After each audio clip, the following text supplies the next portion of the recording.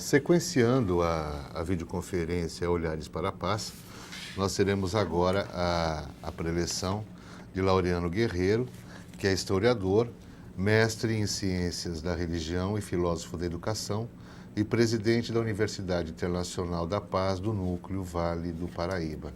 Então passamos agora a Laureano Guerreiro. Bom dia, Cláudio. Bom dia, Sérgio. Acho de grande importância essa discussão. Gostei muito da ideia do Olhares para a Paz. Acho que nós estamos vivendo num tempo que necessita realmente de muitos olhares. Acho que nós sofremos de um olhar monolítico historicamente. E eu queria destacar essencialmente duas questões a partir da fala do Sérgio, principalmente. Me ocorria, ouvindo o Sérgio, duas mensagens muito fortes no século XX. A primeira, do psiquiatra e médico vienense Viktor Frankl, que foi um sobrevivente de vários campos de concentração. Ele era judeu durante a Segunda Guerra Mundial.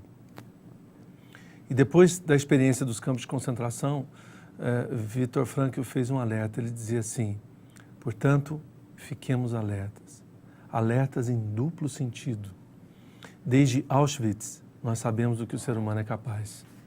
Depois de Hiroshima e Nagasaki, nós sabemos o que está em jogo. E logo depois, Adorno, da Escola de Frankfurt, no seu livro Educação e Emancipação, trazia uma questão muito interessante, muito forte, que é: que tipo de educação, que tipo de escola produziu um fenômeno como o nazismo na Alemanha? Acho que essas duas questões são importantes e podem nos ajudar a refletir sobre essa questão da violência e da relação entre cultura e violência e da biologia e da violência. Eu queria destacar que nós, desde os primórdios dos registros históricos, nós temos civilização após civilização vivido sob a égide do patriarcado.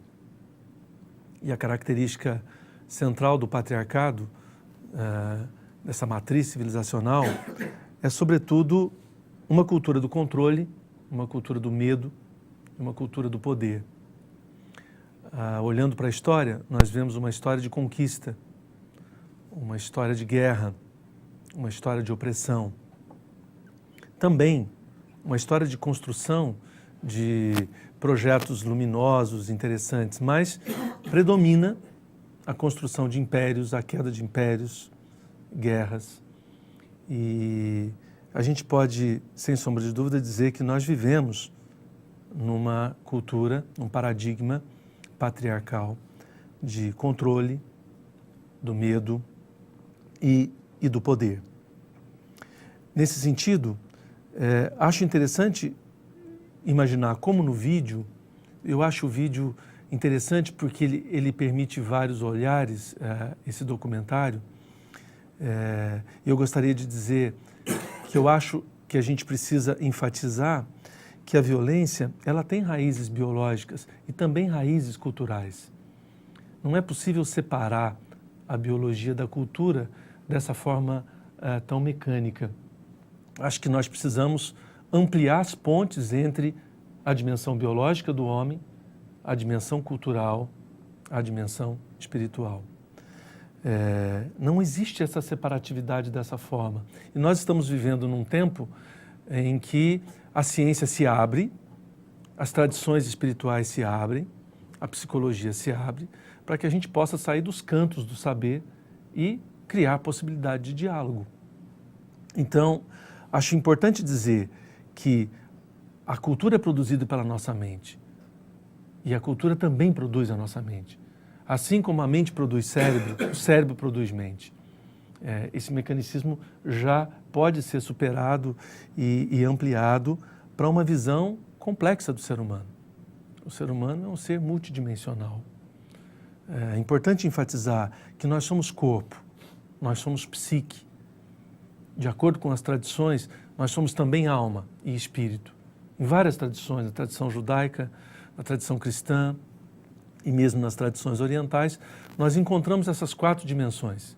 A corporeidade, o psiquismo, a mente, emoção, pensamento, emoção, sentimento, pensamento. Nós encontramos um espaço misterioso, mas também somos tocados por algo que às vezes apenas intuímos, que é uma dimensão não temporal, uma dimensão não espacial, que as tradições definem como sopro, como espírito, que eu acho importante trazer para esse diálogo. Então, eu gostaria de enfatizar, em primeiro lugar, essa questão da nossa complexidade, da nossa multidimensionalidade.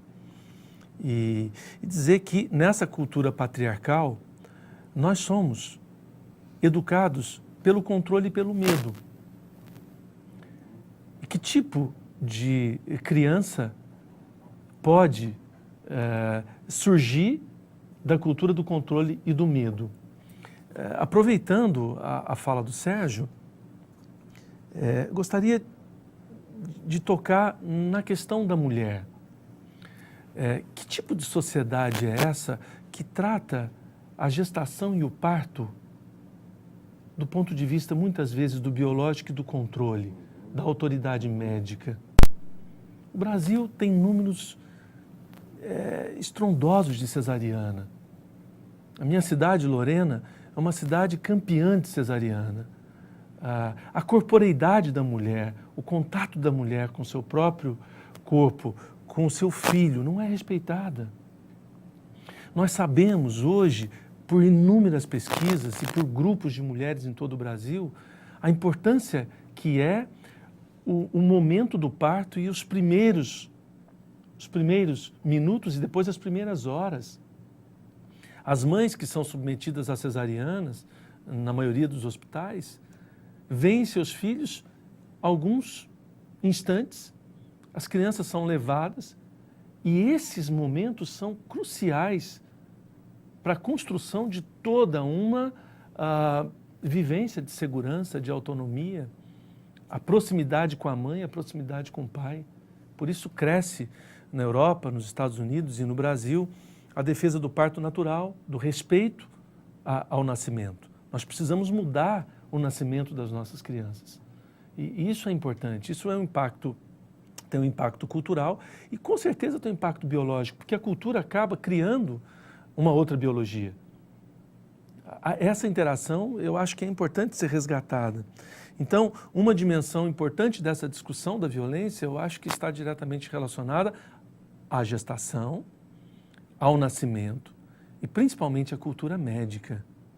A cultura médica. Recentemente, o CREMEG falava da questão do parto em casa e houve manifestação proibindo os médicos do parto em casa. E houve manifestações importantes no sentido de dar à mulher o direito. A mulher tem que ser protagonista do seu parto. A mulher tem que ser protagonista da criação do seu filho nesses momentos decisivos.